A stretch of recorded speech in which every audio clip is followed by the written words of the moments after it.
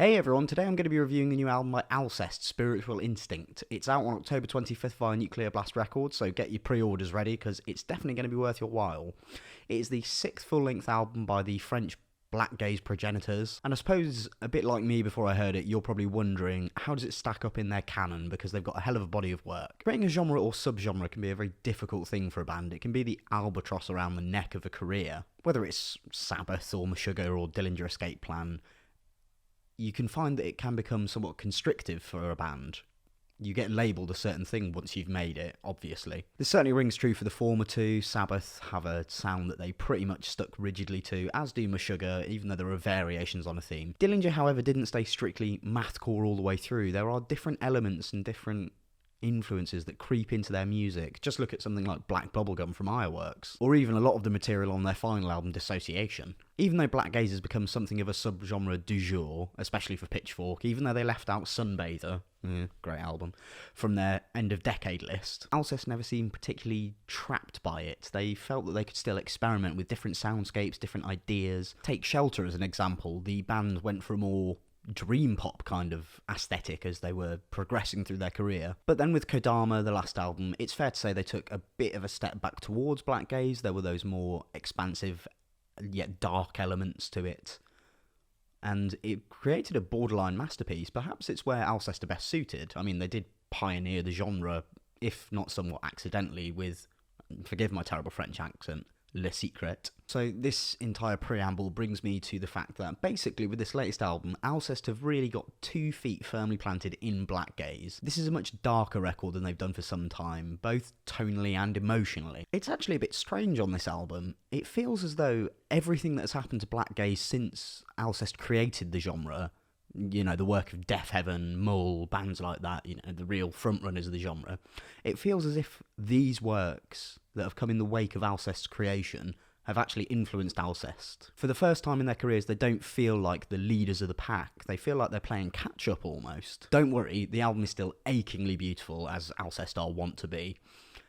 But it does seem strange that they would choose a direction as constrictive as this, to follow in other people's footsteps rather than blazing their own trail. From the opening notes of the second song, Protection, there's a distinctly metallic edge to the riffing. As I've already said, it's a much darker record, and Protection is heavier than Alcest have been for quite some time, at least more obviously heavy, more sonically heavy. The opening song on this album, and again forgive my French accent, Les Jardins de Minuit, if that's even close, starts off as something quite breathy and ethereal, but really organically blossoms into something altogether more intense.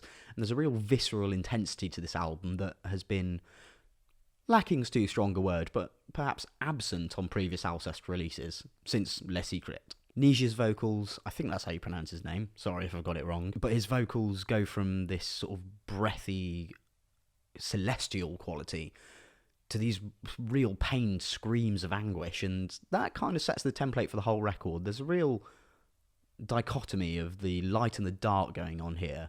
It creates some beautifully contrasting moments, and makes the record really exciting, of course.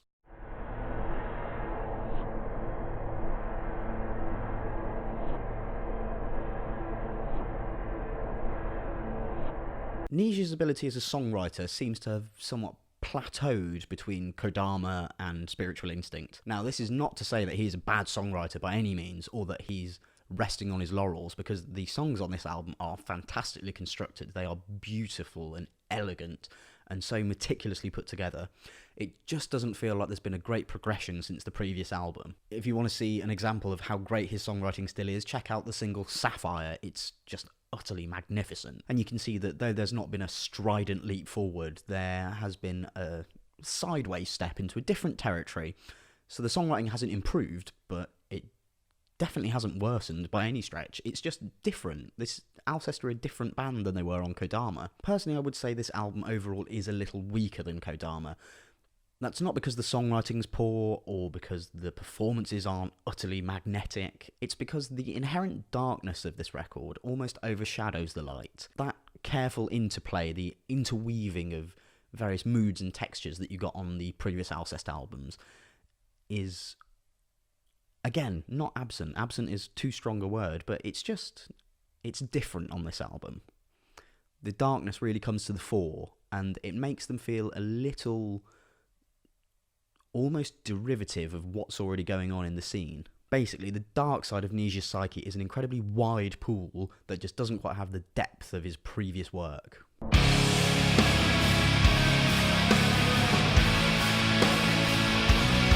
However, it might sound like I'm being negative about the album, but this really isn't the case. This is an utterly fantastic record. It's head and shoulders above a lot of the band's contemporaries, Deaf Heaven and Mull aside. Personally, I would argue I prefer their bodies of work. Even though Mull have only got one record and 2 EPs to their name, I would prefer their bodies of work to Alcest's, but that's just personal taste. I mean, we're splitting hairs. We're talking about 3 utterly phenomenal bands. Spiritual Instinct is a cohesive piece of dexterous songwriting. It is excellent. Both Nij and Winterhalter, his longtime collaborator and percussionist, give sublime performances across the album, with particular mention going to Nij's vocal lines that cut through the din of the guitars with just ease. Especially when he harmonises with himself. It's a really glorious thing to hear. It's just very pleasing on the ear. I sincerely believe that both Nij and Winterhalter will grow as songwriters, as penmen, whatever you want to call them.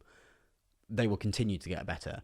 It just feels like this album is a sideways step into safe territories rather than a strident leap forward into the unknown. I must stress, because it feels like I'm being very negative about this album, this is not a bad album. This is one of the best albums you'll hear this year. I'm currently working on my top 20 for the year.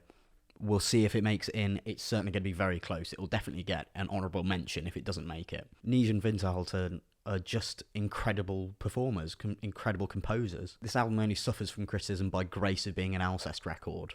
It's just not quite as brilliant as everything else they've put out. They do remain an utterly captivating entity. It's just now the playing field's been levelled. Deaf Heaven's Sunbather, Ordinary Corrupt Human Love, and I would even chuck in New Bermuda, and Mull's Jord, maybe slight variations on the theme of Blackgaze, but ostensibly Alcest and these 2 bands are playing the same game. So this isn't a perfect Blackgaze album, but what it is meticulously crafted, painstakingly, beautifully put together, utterly sublime performances coalescing into an magnetic piece of work. It just doesn't live up to the band's own grandeur. So there you have it, that's my take on Spiritual Instinct. Hope you enjoyed this. When you've heard the album, let me know what you think. I'd love to hear some differing opinions. Do you like it? Do you dislike it? Do you think it's their best work? Do you think it's their worst? Is it somewhere in between? Let's find out. Let's just have a friendly old discussion about it. Once again, the album is out on October the 25th via Nuclear Blast Records, and I sincerely hope you go and listen to it, because it's more than worth your time. There will be more reviews coming very soon, and when I'm slightly less hoarse, they may be a little bit louder and a little bit less languid, but I hope you enjoyed this one for what it was. Sort of testing the waters for the new formats. Anyway, really hope you enjoy the album. Can't wait for the world to hear it at large, and I will see you next time.